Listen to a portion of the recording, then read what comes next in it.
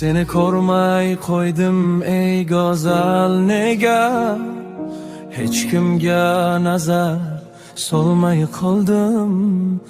Dildagi so'zlarim ko'p edi senga, seni izlab topolmay qoldim. Kunda borardim Kori shahrida, tirmulib ikkimiz tushlik vaqtida. Endi qalblar so'ginchiga chida, seni izlab topolmay qoldim. O'tar eding shamolday shoshgancha, pinhona kutardim hislar toshgancha.